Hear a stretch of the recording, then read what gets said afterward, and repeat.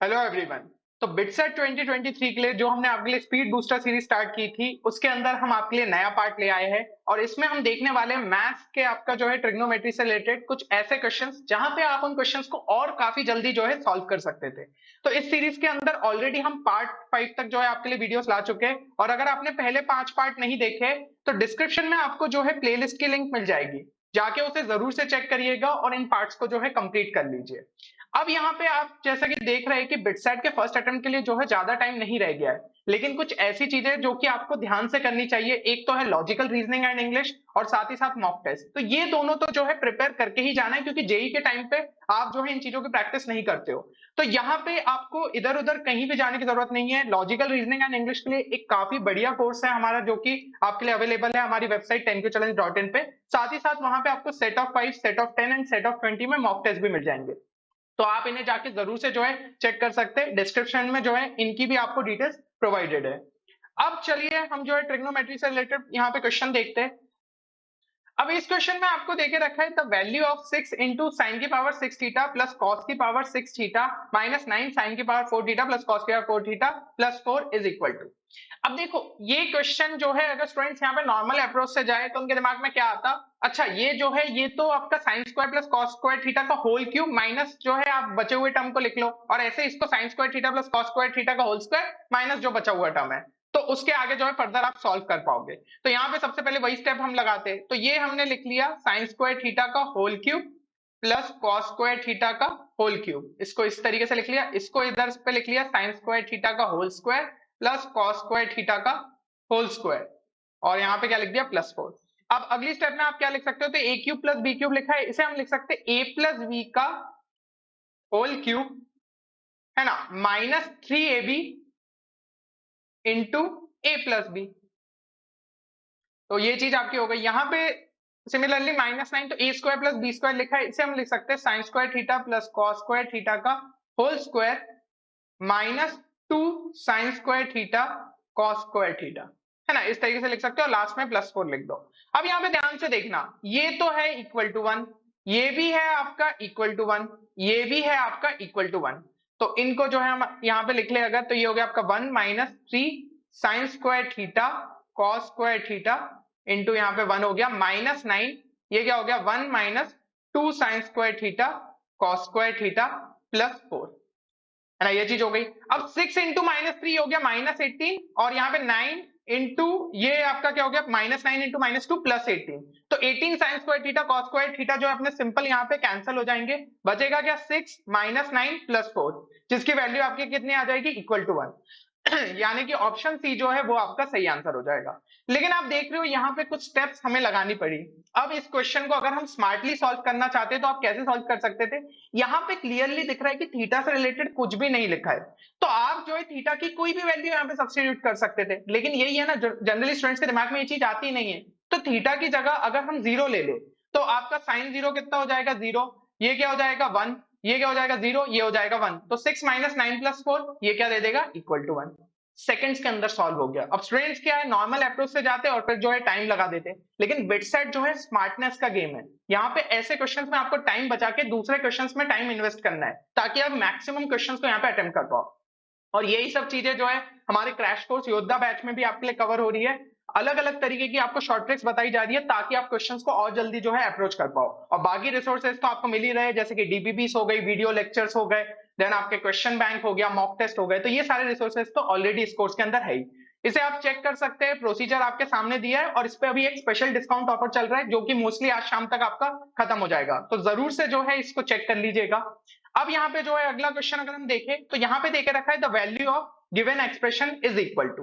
अब यहाँ पे आपको दिया है 1 plus cos pi by 8 into 1 plus cos 3 pi by 8, 1 plus cos 5 pi by 8, 1 plus cos 7 pi by 8।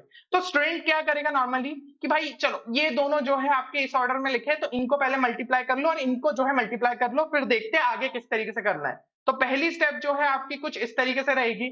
आपने जो है यहाँ पे मल्टीप्लाई किया, तो ये हो गया आपका 1 plus cos pi by 8 plus यहाँ पे क्या हो जाएगा आपका cos 7 pi by 8 plus cos pi by 8 into cos 7 pi by 8, है ना, इनको जो है आपने मल्टीप्लाई कर लिया। इसी तरीके से यहाँ पे इन टर्म्स को लिख लिया। नेक्स्ट स्टेप में आप जो है यहाँ पे क्या कर सकते हो, आपका जो cos 7 पाई बाई 8 है उसको हम जो है cos pi minus pi by 8 करके जो है क्या लिख सकते हैं, माइनस cos पाई बाई 8, है ना। तो यही चीज जो है हमने यहाँ पे करी। इसी तरीके से cos आपका जो 3 पाई बाई 8 है उसको हम क्या लिख सकते हैं, माइनस cos 5 पाई बाई 8। तो ये वाला टर्म और ये वाला टर्म आपका कैंसिल हो गया, ये टर्म और ये टर्म कैंसिल हो गया। तो नेक्स्ट स्टेप में जो है आपको ये आपके टर्म्स जो है बचे हुए। अब अगली स्टेप में आप क्या कर सकते हो, यहाँ पे जो है आपका अगली स्टेप में हो जाएगा कि आप यहाँ पे 1/2 इंटू 2 जो है मल्टीप्लाई कर दे रहे हो, मतलब न्यूमरेटर में 2 मल्टीप्लाई कर रहे हो और यहाँ पे उसी के लिए जो है आपने 2 ले लिया। सेम चीज इस वाले टर्म में किया, तो इसलिए ये 2 इंटू 2 कितना हो गया, 4 हो गया। अब ये स्टेप हमने क्यों करी, ताकि यहाँ पे 2 cos से cos भी बना ले, क्योंकि उसका जो है प्रॉपर्टी हमें पता है। तो ये चीज जो है आपने यहाँ पे करी। अब 2 cos से cos भी आपका क्या हो जाएगा, cos a plus B plus cos a minus B. तो हमने जो है वहां पे अप्लाई किया और हमें जो है इस तरीके से टर्म्स मिल गए। अब यहाँ पे हमें पता है cos पाई की वैल्यू कितनी होती है, -1, ठीक है। तो यहाँ पे -1 कर दो तो ये बचेगा 1 प्लस cos 3 पाई बाई 4 और ये बचेगा 1 प्लस cos पाई बाई 4। तो इस तरीके से आपने टर्म्स लिख लिए। और cos 3 पाई बाई 4 को हम क्या लिख सकते हैं, उसको हम लिख सकते हैं पाई माइनस पाई बाई 4, तो वो क्या हो जाएगा, माइनस cos पाई बाई 4। तो यहाँ पे जो है फाइनली हमें क्या मिल जाएगा, 1/4 1 minus cos square pi by 4, और cos स्क्वायर पाई बाई 4 कितना हो जाता है हमारा 1/2, है ना, 1/√2 का होल स्क्वायर। तो इस तरीके से फाइनल वैल्यू मिली 1/8। लेकिन स्टेप्स तो देखो कितनी ज्यादा लग गई, और इसको जब आप सॉल्व करने मतलब इस तरीके से बिट सेट पेपर में जाते हैं तो आपके कुछ क्वेश्चंस यहाँ पे छूट जाते हैं इस क्वेश्चन की वजह से। तो क्या ये अप्रोच सही था, बिल्कुल नहीं। यहाँ पे बहुत जरूरी होता है एक चीज समझना कि हम जिन जो मतलब आपके यहाँ पे दे के रखे एंगल्स उनकी पेयरिंग सही से करें, ठीक है। तो अगर आपने पेयरिंग जो है सही से कर ली ना तो आपका क्वेश्चन काफी कम स्टेप्स के अंदर जो है सही हो सकता है। तो ये चीज का हमेशा ध्यान रखिए ट्रिग्नोमेट्री में कि पेयरिंग बहुत अच्छे से जो है हम सही तरीके से करें। अब यहाँ पे आपको जो है एक चीज दिखनी चाहिए कि इधर पे तो आपको क्रॉस मल्टीप्लाई हो रहे थे टर्म्स, लेकिन अगर थोड़ा सा आप सोचते तो cos 7 पाई बाई 8 को मैं क्या लिख सकता हूँ, cos pi minus pi by 8, यानी कि ये हमारा क्या हो जाता, माइनस cos पाई बाई 8। अब ध्यान से फर्स्ट वाले को देखो, 1 plus cos pi by 8 into 1 minus cos pi by 8, है ना। तो उसे हम क्या लिख सकते हैं, 1 minus cos square pi by 8। a plus B into A minus B क्या हो जाएगा, a square minus B square. Similarly 1 plus cos 3 pi by 8 लिखा है, और cos 5 पाई बाई 8 को हम क्या लिख सकते थे, इसे लिख सकते थे cos pi minus 3 pi by 8, यानी कि ये क्या हो जाता है आपका माइनस cos 3 पाई बाई 8। तो ये हो जाता है 1 plus cos 3 pi by 8 into 1 minus cos 3 pi by 8। इसे भी हम क्या लिख सकते थे, 1 minus cos square 3 pi by 8।